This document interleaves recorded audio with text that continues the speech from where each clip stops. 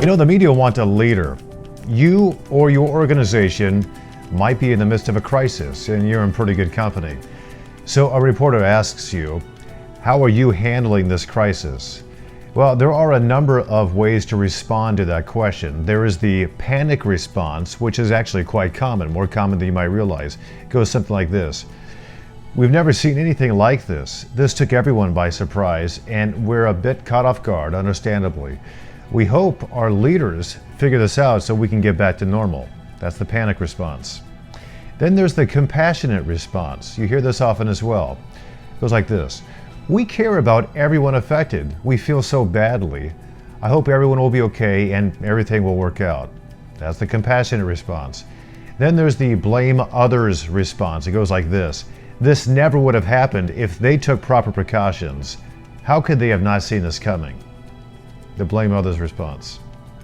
So those all might be authentic feelings, and there could be some truth in each one of those answers, but they all portray something other than a reassuring confidence. Things like a sense of panic or passivity, a lack of a prepared strategy, or even blame shifting.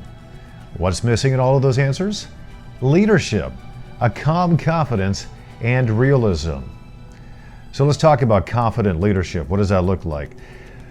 A good leader will have a strong core understanding of his or her life goals or the organization's goals, thereby navigating the storm with the end in mind, however long that takes.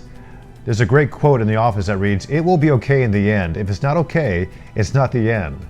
That's confidence mixed with compassion that gives hope. If there's temptation to blame others to try to gain an advantage publicly, don't go that direction. It never works out and makes you look bad.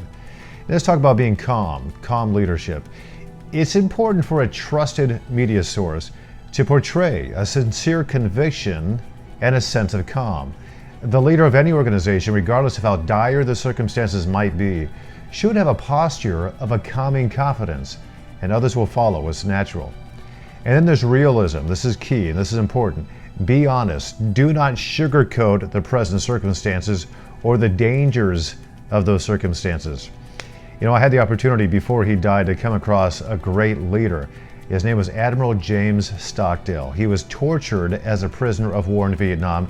He was positive he was going to survive, but he was not over-optimistic. In fact, he found his optimistic fellow inmates just simply ignore the facts. He was quoted as saying this, listen to this, talking about his fellow inmates. They were the ones who said, we're going to be out by Christmas. And Christmas would come and Christmas would go. And then they'd say, we're going to be out by Easter. Let's think positively about this. Easter would come and Easter would go. And then Thanksgiving. And then it would be Christmas again. And you get the picture. And they eventually died of a broken heart. Business author Jim Collins and his team in his book, Good to Great, defined what they call the Stockdale paradox, says this. You must retain faith that you will prevail in the end, regardless of the difficulties.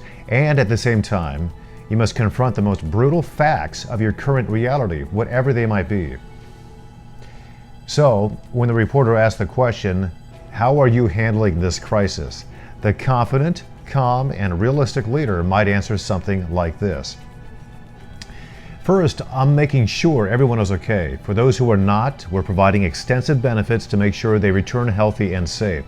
Second, we are implementing our crisis plan to navigate this unprecedented pandemic so we can protect and better serve our staff, customers, and the community. And third, we have a new normal committee preparing our strategy to serve even more effectively when this pandemic is over. Three things in that: leadership, calm confidence in the face of realism. All of that takes preparation before you meet the media. This is part of the cultivation of a great media strategy. This is what we do. Contact our team now. We are here to help you navigate through any crisis and continually help you to portray your most authentic, confident, and trustworthy self.